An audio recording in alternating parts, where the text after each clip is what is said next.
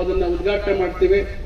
KPS ಶಾಲೆ ಉದ್ದೇಶ ಇವತ್ತು ಬಹಳಷ್ಟು ಜನ ಇಂಗ್ಲಿಷ್ ಮಾಧ್ಯಮ LKG ಲೋವರ್ KG ಇಂದ ಅಪ್ಪರ್ KG 1ನೇ ತರಗತಿ ಅಂತೇಳಿ ಇಂಗ್ಲಿಷ್ ಮಾಧ್ಯಮ ಕನ್ನಡ ಮಾಧ್ಯಮ ಎರಡೂ ಒಟ್ಟಿಗೆ ಓದಬೇಕು ಅಂತಕ್ಕಂಥ ದೃಷ್ಟಿಯಲ್ಲಿ ಇದು ಒಂದು ವಿಶೇಷವಾದಂತಹ ಒಂದು ಕಾರ್ಯಕ್ರಮ.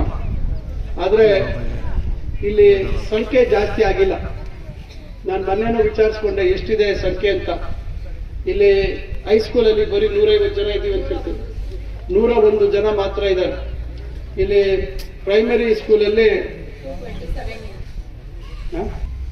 ಭಾಷೆಯಲ್ಲಿ ಕಲಿಬೇಕು, ಕನ್ನಡ ಜೊತೆಗೆ ಇಂಗ್ಲಿಷ್ ಮಾಧ್ಯಮದಲ್ಲಿ ಕೂತ್ಕೊಳ್ಳಿ ನಾನು ನಿಂತ್ಕೊಳ್ಳಿಕ್ಕೆ ಅಲ್ಲಿ ನೀವು ವ್ಯಾಸಂಗ ಮಾಡಬೇಕು ಅನ್ನೋದು ಉದ್ದೇಶ. ಆದ್ರೆ ಇಲ್ಲಿ ನಮಗೆ ಅವರು ಪೋಷಕರು ತಂದು ಗೊತ್ತ ಕೊಟ್ಟಿದ್ದಾರೆ, ಇಂಗ್ಲಿಷ್ ಅಲ್ಲಿ ಹೇಳ್ಕೊಡ್ತಾ ಇಲ್ಲ ಅಂತ. ಏನಮ್ಮ ಇದು ವಿಷಯ?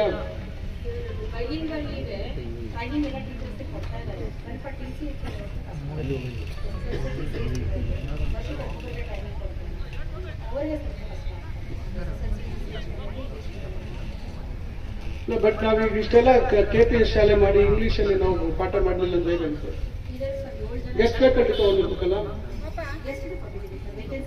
ಸರ್. ಈ ಗೆಸ್ಟ್ ಅಲ್ಲಿ ಇಂಗ್ಲಿಷ್ ಅಲ್ಲಿ ಯಾರು ತಗೋಬೋದಿತ್ತಲ್ಲ ಕ್ವಾಲಿಫಿಕೇಶನ್ ಇರೋರು? ಅವರು ಡಿಪಾರ್ಟ್ಮೆಂಟ್ ಟ್ರೈನಿಂಗ್ ಕೊಡೋದು ಬೇಡಮ್ಮ, ಗೆಸ್ಟ್ ಫ್ಯಾಕಲ್ಟಿ ಆದ್ರೂ ತಗೋಬೇಕಲ್ಲ. ಮತ್ತೆ GPT ಟೀಚರ್ಸ್ ಇದ್ದಾರೆ ಸರ್,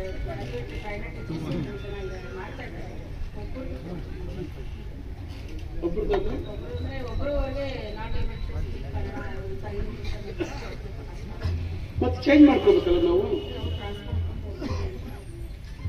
ಈಗ ಮಕ್ಕಳಿಗೆ ಈಗ ನಾವು ಈಗ ನೋಡಿ ಇಡೀ ರಾಜ್ಯದಲ್ಲಿ ಈಗ ಇದು ಏಷ್ಯನ್ ಡೆವಲಪ್ಮೆಂಟ್ ಬ್ಯಾಂಕ್ ಅಲ್ಲಿ ಸುಮಾರು 2,500 ಕೋಟಿ ತಂದು ಹೆಚ್ಚು KPS ಶಾಲೆಗಳು ಮಾಡಬೇಕು ಅನ್ನೋ ಉದ್ದೇಶ ಇದೆ.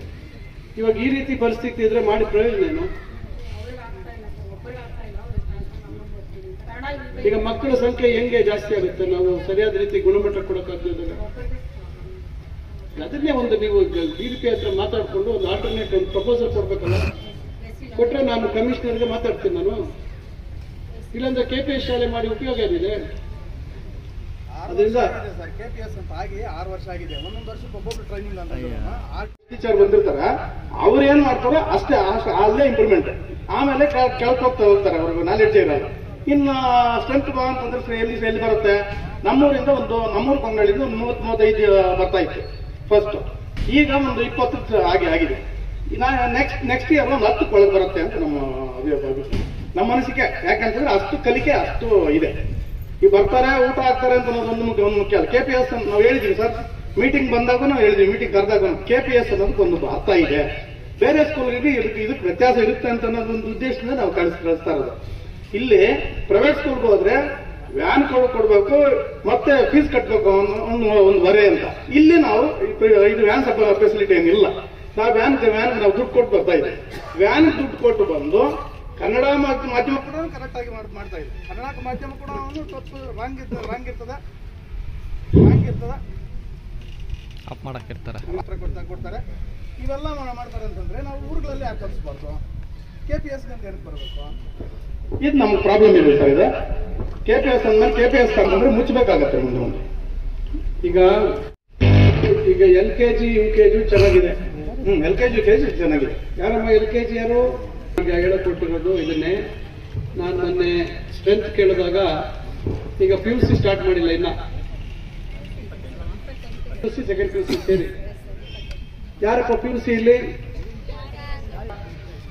KPS ಶಾಲೆ ಮಾದರಿ ನಾವು ಹೆಸರು ಹೇಳ್ಕೊಂಡು ಹೋದ್ರೆ ಪ್ರಯೋಜನ ಇಲ್ಲ. KPS ಶಾಲೆಯನ್ನ ನಾವು ಸರಿಯಾದ ರೀತಿಯಲ್ಲಿ ನಡಿಬೇಕಾಗಿದ್ದು ಬಹಳ ಮುಖ್ಯ. ಈಗ ಬಿಲ್ಡಿಂಗ್ ಕಟ್ಟೋದು ಮತ್ತೊಂದು ಕಟ್ಟೋದ್ರಿಂದ ಪ್ರಯೋಜನ ಆಗಲ್ಲ. ಈಗ BOR ಇದು ಸ್ವಲ್ಪ ನೀವು ಇಂಟ್ರೆಸ್ಟ್ ನೋಡ್ಕೊಂಡು ಮಾಡಬೇಕು. ಇಲ್ಲಾಂದ್ರೆ ನಾವು ಬೇರೆ ಕಡೆ KPS ಶಾಲೆ ಮಾಡಬೇಕು ಅಂತ ಕೇಳ್ತಾ ಇದ್ದೀವಿ. ಒಂದು ಗುಣಮಟ್ಟ ಚೇಂಜ್ ಮಾಡೋಣ, ಇಂಗ್ಲಿಷು ಮತ್ತು ಕನ್ನಡ ಎರಡೂ ಕಲಿಯೋದಕ್ಕೆ ಅವಕಾಶ ಮಾಡ್ಕೊಳ್ಳೋಣ ಅಂತ ಮಾಡೋದು. ನಾವು ಇಲ್ಲೂ ಫೇಲ್ ಆದ್ರೆ ಏನ್ ಮಾಡೋದು?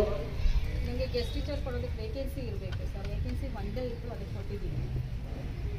ಅಲ್ಲ, ಇವಾಗ ಇಲ್ಲಿ ಹ್ಯಾಂಡಿಕ್ಯಾಪ್ ಇದೆಯಲ್ಲ, ಟೀಚಿಂಗ್ ಸರಿಯಾಗಿ ಆಗ್ತಾ ಇಲ್ವಲ್ಲ. ಅದನ್ನ ಚೇಂಜ್ ಮಾಡ್ತೀರಾ? ಇದರ ಅಡಿಷನಲ್ ಈ ತರ ಸಮಸ್ಯೆ ಹೇಳಿ. ಈಗ ಯಾಕಂದ್ರೆ ಮಕ್ಕಳಿಗೆ ಇಂಗ್ಲಿಷ್ ಸರಿಯಾಗಿ ಹೇಳ್ಕೊಡ್ಲಿ ಅಂದ್ರೆ ಪ್ರಯೋಜನ. ಇದನ್ನ ನಾವು ಹೆಂಗೆ ಪ್ರಮೋಟ್ ಮಾಡೋದು?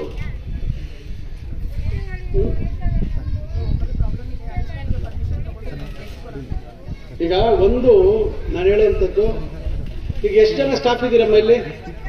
ನೀವು ಇಂಗ್ಲಿಷ್ ಮಾತಾಡೋದು ಕಲಿಸ್ಕೋಬೇಕು. ನಿಮ್ಮಲ್ಲೇ ನೀವು ಮನೇಲಿ ಕನ್ನಡ ಮಾತಾಡ್ಕೊಳ್ಳಿ, ಆಚೆ ಹೋಗ್ಬೇಕಾದ್ರೆ ಕನ್ನಡ ಮಾತಾಡ್ಕೊಳ್ಳಿ, ನಾನು ಬೇಡ ಅಂತ ಹೇಳಲ್ಲ. ಇಲ್ಲಿ ಶಾಲಾ ಆವರಣದಲ್ಲಿ ನೀವು ಇಂಗ್ಲಿಷ್ನ ಮಾತಾಡುವಂಥದ್ದು ಅಭ್ಯಾಸ ಮಾಡಿ. ನೀವು ಮಾತಾಡ್ಕೊಳ್ಳಿ, ಸ್ಟಾಫ್ ನಿಮ್ಮ ಮಧ್ಯೆ you speak English amongst your self.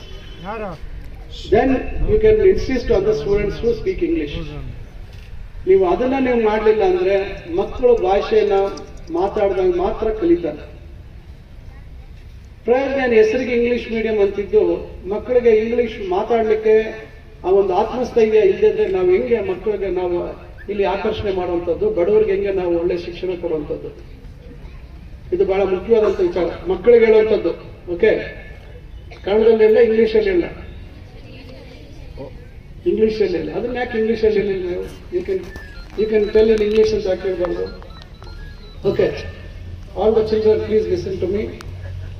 If at all you have to speak good English, you have to speak the language. Doesn't matter if you make mistakes. Mistakes are bound to happen. But you have to start speaking. You can speak in Kannada at home, outside. Within this KPS premises, you have to speak English. Understood? Understood? Yes, sir. Okay? The more you speak, the more you become confident. What, man? Yes sir doesn't, anybody will tell yes sir. Yes sir, no sir, come sir, go sir, these are all common words. Other than that, you have to speak. Will you speak? Yes sir. I'll come again next time after a few months, then I'll only speak in English.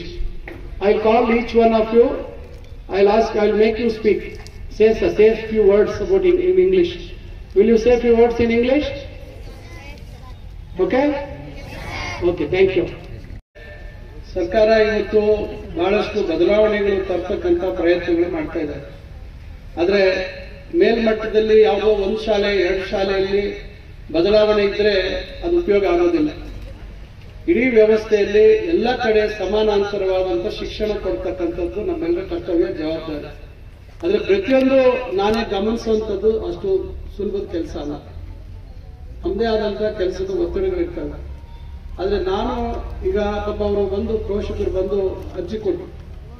ಈಗ ಆ ರೀತಿ ನೀವು ನಮ್ಮ ಗಮನಕ್ಕೆ ತಂದಾಗ ನಾವು ಹೇಳಲಿಕ್ಕೆ ಮಾಡಲಿಕ್ಕೆ ಅಥವಾ ಇವರ ಅಧಿಕಾರ ವ್ಯಾಪ್ತಿ ಮೀರಿ ಇರ್ತಕ್ಕಂಥದ್ದನ್ನ ನಾನು ನಮ್ಮ ಮಂತ್ರಿ ಸಹೋದ್ಯೋಗಿಗೆ ನಾನು ಹೇಳ್ಬೋದು, ಈ ರೀತಿ ಸಮಸ್ಯೆ ಇದೆ, ನಾವು ಅನ್ಕೊಳ್ತಕ್ಕಂಥ ರೀತಿಯಲ್ಲಿ ಅಲ್ಲಿ ಪರಿಸ್ಥಿತಿಗಳಿಲ್ಲ, ಇದಕ್ಕೇನಾದ್ರೂ ಒಂದು ಪರಿಹಾರ ಕಂಡುಕೊಳ್ಬೇಕು ಅಂತಕ್ಕಂಥದ್ದನ್ನು ನಾವು ಯೋಚನೆ ಮಾಡಬೇಕು.